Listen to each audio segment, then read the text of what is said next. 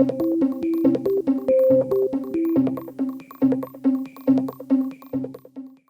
love my job. I love everything I do every single day. I show up to work bright-eyed, bushy-tailed at 6 a.m. every morning.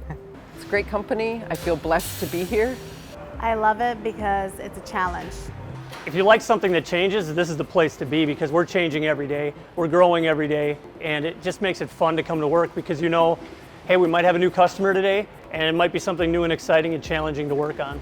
We build wire harnesses for everything from medical applications to recreational vehicles to boats to trucks to you name it. If it's got wires running through it, we've probably done something within that industry. You could be building a harness and that harness actually goes into a ventilator and that ventilator saves someone's life.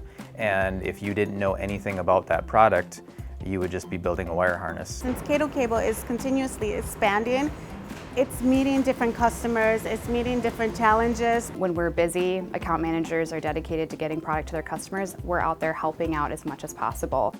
It just seems like no matter how much we get thrown at us, we're able to adapt and innovate to make the most and the best of the situation.